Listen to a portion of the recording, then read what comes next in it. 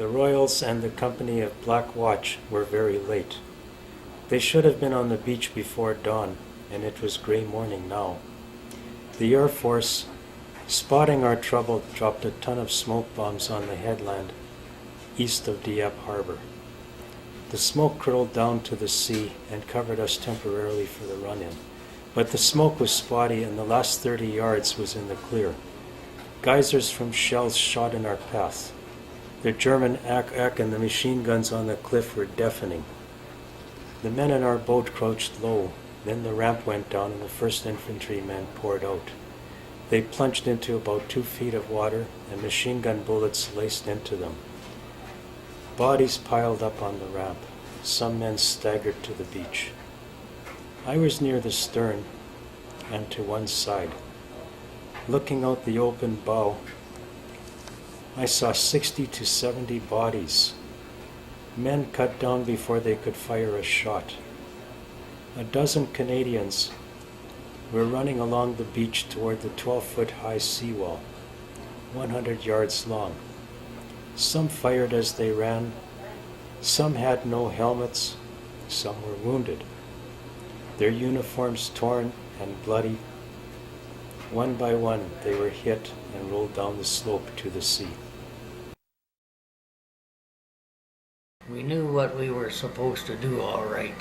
We were to get to land and get over the beach as quickly as we could and get up over the seawall.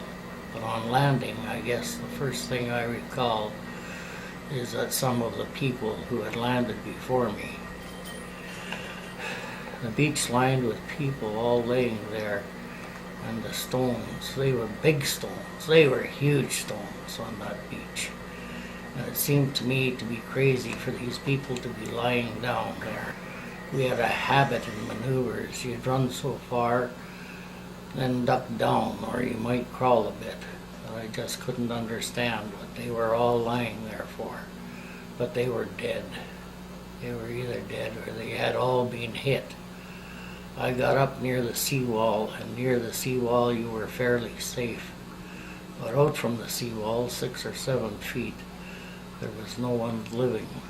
On these people that were down by the water's edge, when I went off, had all been hit, and the ones that I had waved goodbye to that morning, and the ones that we had joked with, such as Sammy Adams, he was one of the first that I saw.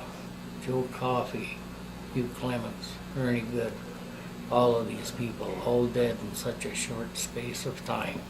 Then I heard a loudspeaker, the fellow talking English with an accent, a German accent, that he spoke perfect English. He said that we didn't have a chance to throw down our arms. He called us brave Canadians, and he said, throw down your arms and surrender, and that we would be taken care of, or else we would be annihilated.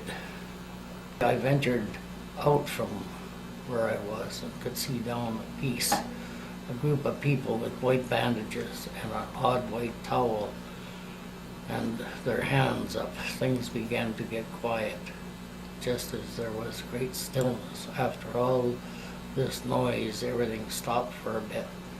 The first thing you know, someone else, I guess, took a look out. They said that the beach was swarming with German soldiers.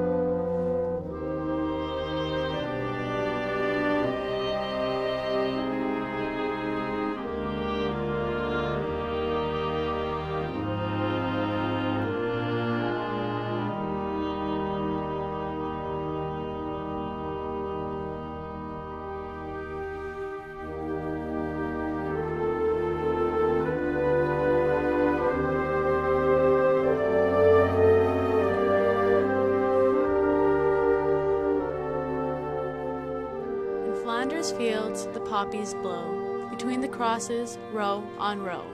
that mark our place, and in the sky the lark still bravely singing fly, scarce heard amid the guns below. We are the dead. Short days ago we lived, felt dawn, saw sunset glow, loved and were loved, and now we lie in Flanders fields. Take up our quarrel with the foe, to you from failing hands we throw the torch, be yours to hold it high. If ye break faith with us who die, we shall not sleep though poppies grow in Flanders fields.